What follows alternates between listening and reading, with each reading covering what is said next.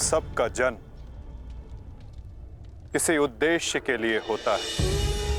हम अपने जीवन का मंतव्य पूर्ण करके अपने गंतव्य पर चले जाते हैं। और यदि एक वीर अपने जीवन का उद्देश्य पूर्ण करते समय वीर गति को प्राप्त हो जाए तो उसे मोक्ष की प्राप्ति होती है। तुमने सबके लिए जो कुछ भी किया उसके लिए सभी तुम्हारे ऋणी रहेंगे पुत्र। तुम्हारा ये बलिदान व्यर्थ नहीं जाएगा घटोत्कच। और इन्हीं बलिदानों से हम इस युद्ध में विजय पा सकेंगे। जिस भविष्य के लिए हम ये विजय चाहते हैं माता, क्या उसके लिए वर्तमान का बलिदान करना उचित है? पुत्र की हत्या हो जाए और पिता जीवित रहे, ये कैसा न्याय है माता? ये न्याय नहीं पार्थ, यही नियति है। नारायणं नमस्कृत्य नरं चैव धर्म स्थापना के लिए जिनका बलिदान आवश्यक है उन्हें अपना बलिदान देना होगा पार्थ। और जिनका जीवन आवश्यक है उन्हें संघर्षों का और दुखों का भार उठाकर अपना जीवन जीना होगा। और इस युद्ध के लिए, इस धर्म स्थापना के लिए नरं चैव नरोत्तमं तुम्हारा जीवन आवश्यक था। सरस्वतीं व्यासं ततो और घटोत्कच का बलिदान।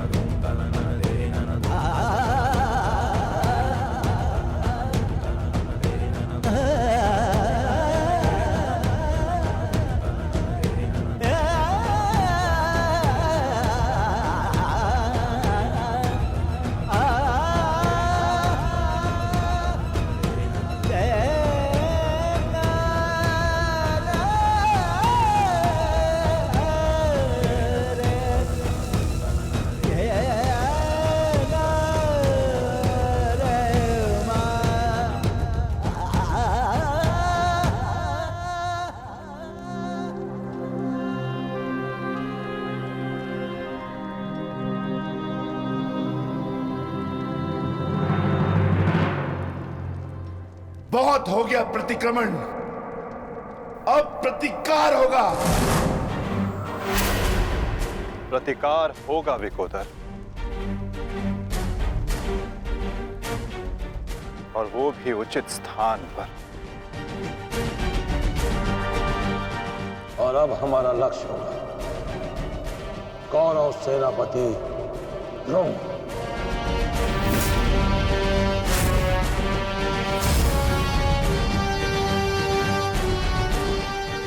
हाँ पिताश्री, कर्ण के पास केवल एक ही अस्त्र था अर्जुन के विरुद्ध, और वो उसका प्रयोग कर चुका है। अब ना तो उसके पास कोई शक्ति है और ना ही कोई कवच, इसलिए अब वो हमारे लिए संकट नहीं, किंतु आचार्य द्रोण को रोकना अति आवश्यक है।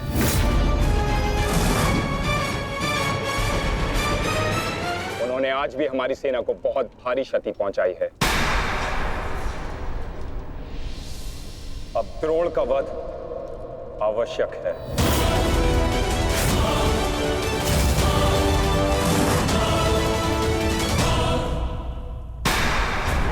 पिताश्री, पिताश्री,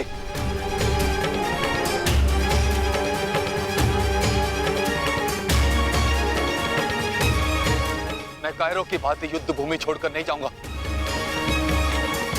मैंने मित्र दुर्योधन को वचन दिया और मैं अपना वचन नहीं तोड़ सकता। एक बात का स्मरण रहे अश्वत्थामा कि धर्म अधर्म की बात करना हमें शोभा नहीं देता।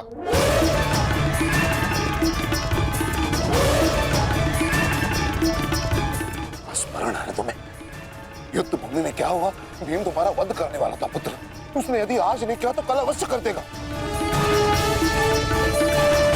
मेरे पास तुम्हारे मृत्यु देखने का साहस नहीं है, उतनी शक्ति नहीं है मेरे पास, उतनी शक्ति नहीं है मेरे पास पुत्र। यदि तुम चाहते हो कि मैं यह युद्ध लड़ूं, तो तुम्हें युद्ध भूमि का त्याग देना होगा।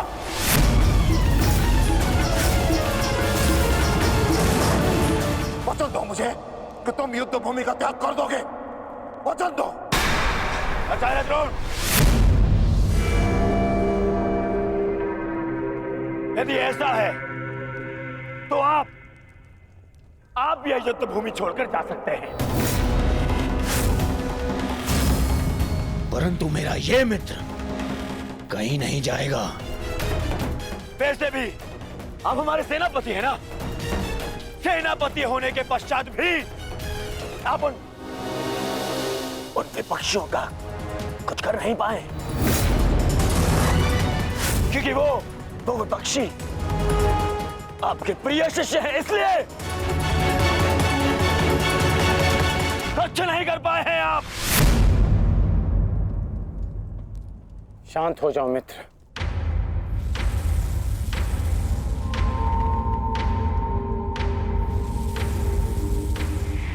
मित्र दुर्योधन सत्य कह रहे हैं। मेरे पिता ने पक्षपात किया है। उन्होंने अपने दिए वचन को पूर्ण नहीं किया और इसी कारण आज हमारे परिवार पर प्रश्न उठना आवश्यक है।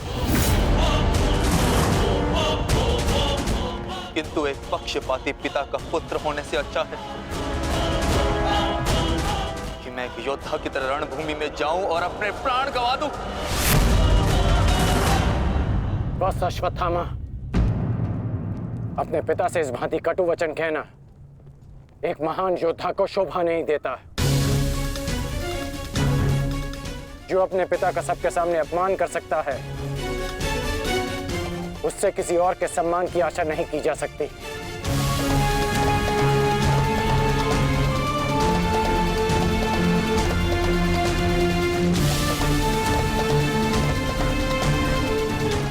क्षमा कर दीजिए पिताश्री, परंतु मैं इस युद्ध भूमि को छोड़कर कहीं नहीं जाऊंगा।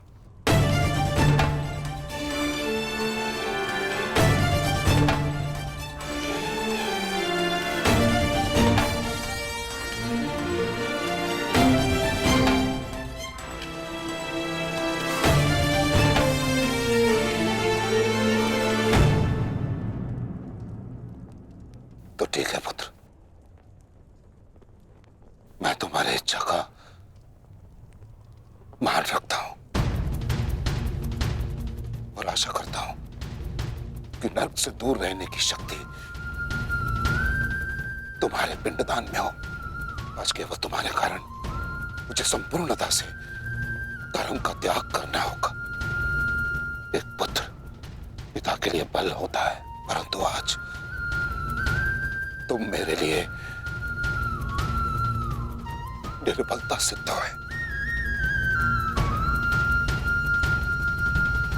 और आप भी सुन लीजिए युवराज, यदि मैंने अपने संपूर्ण जीवन काल में पुण्य किया है तो उन समस्त पुण्यों का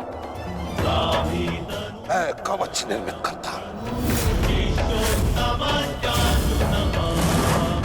यदि अपने जीवन में मैंने अपने शिष्यों को समान रूप से देखा होगा तो इस कवच को कोई नहीं फेंक सकता, कोई नहीं। यदि मैंने अपने शिष्यों को संभावना से कम और समर्पण से अधिक शिक्षा नहीं दी होगी तो आज मेरे हाथों से मेरे शस्त्रों को कोई नहीं छीन सकता।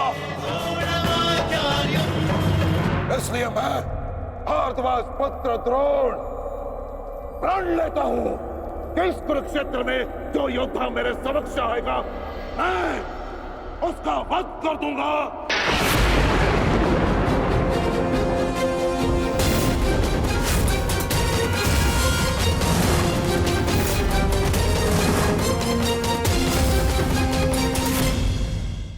आचार्य द्रोण का वध करना सरल नहीं।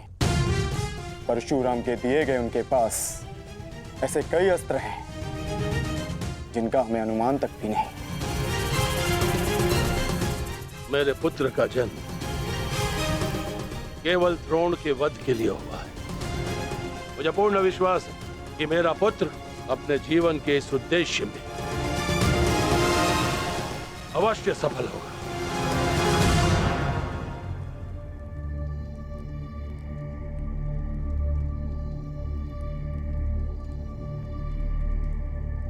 ये युद्ध सरल नहीं है कर्ण। तुम्हें अपना ध्यान केवल युद्ध पर केंद्रित करना होगा। मेरी चिंता का कारण मोह है वृषाली। वो मोह जो बड़े से बड़े योद्धा को निर्बल कर देता है, और किसी की निर्बलता शत्रु का सबसे बड़ा शस्त्र न बन जाए। बस इसी बात की चिंता है। तुम्हारी चिंता स्वाभाविक है पार्थ।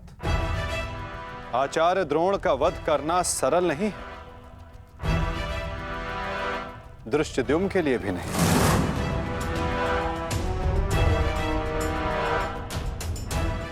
तो क्या कोई व्यू नहीं जो हम आचार्य द्रोण के विरुद्ध उपयोग कर सके? मैंने कहा कि आचार्य द्रोण का वध करना सरल नहीं। मैंने ये नहीं कहा कि ऐसा करना असंभव है।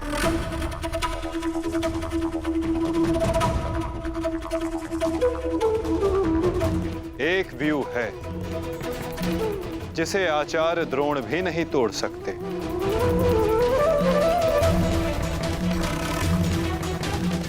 पुत्र मोह व्यू। आचार्य द्रोण को परास्त करने का केवल एक ही अस्त्र है, अश्वत्थामा।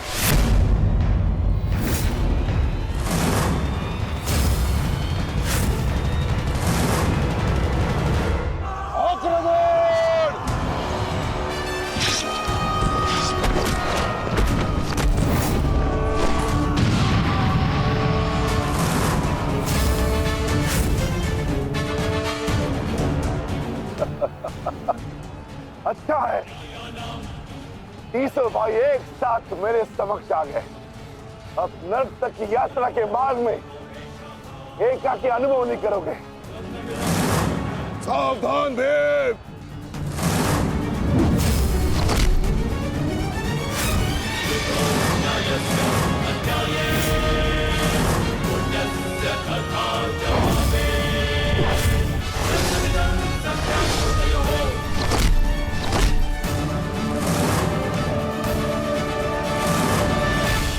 आज मैं हस्तिनापुर नरेश महाराज धृतराष्ट्र के सभी पुत्रों का कवच हूं। यदि किसी ने भी उन्हें हानि पहुंचाने का दुस्साहस किया तो उसे मृत्यु में स्वयं दूंगा, और ये मेरा संकल्प है। माधव, अश्वत्थामा को घेरने की योजना क्या है? हमारी योजना तो कब की प्रारंभ हो चुकी है पार्थ। क्या हुआ अश्वत्थामा? तुम्हारे पिताश्री कहाँ हैं? कहीं अपने काल को आता देख, कहीं छिप तो नहीं गए? दृष्टद्युम्न! ना आचार्य द्रोण किसी से भयभीत है और ना ही उनका पुत्र। आज अपने पिता के काल का काल मैं स्वयं बनूंगा।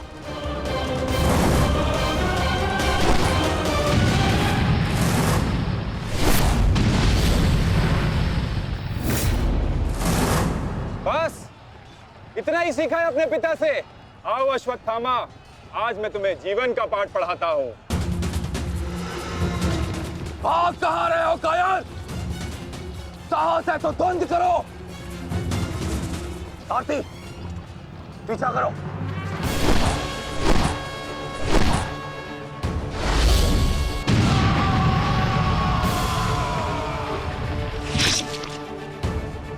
मित्र, अश्वत्थामा कहीं दिख नहीं रहा। कहीं वो शत्रु के घेरे में घिर ना जाए। तुम आचार्य द्रोण के पीछे जाओ, मैं अश्वत्थामा को खोजता हूं। ठीक है मित्र, सारथी चलो सत्यसेन।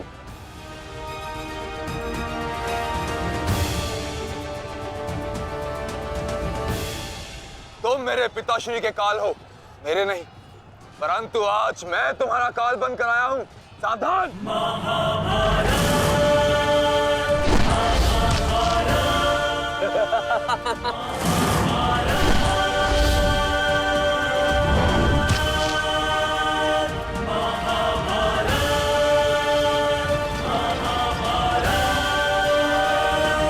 अच्छा हुआ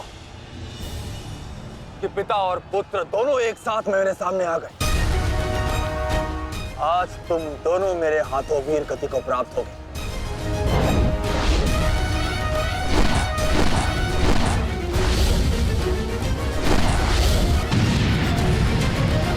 गुरुदेव, आज तो आपने भीम से अश्वत्थामा को बचा लिया था, किंतु कब तक? अब चाहे हमारा वध कर दो, किंतु हमने भी आज संकल्प लिया है कि मृत्यु दोनों पक्षों में होगी।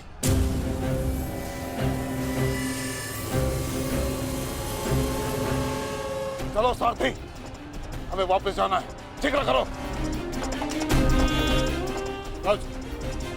अश्वत्थामा का अश्वत्थामा कहीं दिखाई नहीं दे रहा आचार्य, परंतु कर्ण उसी की खोज में गया है। चलो सारथी।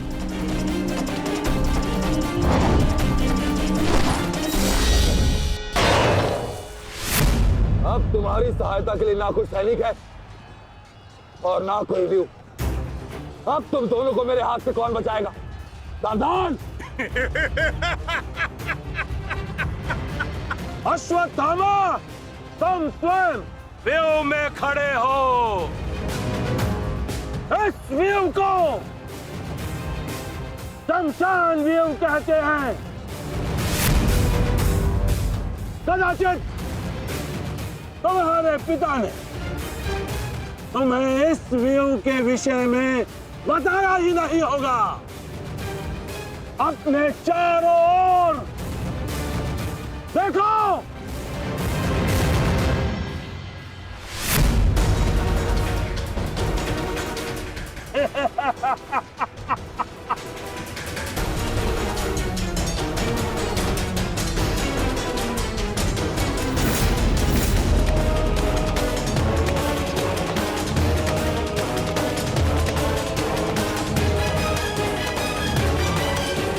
अश्वत्थामा, सावधान!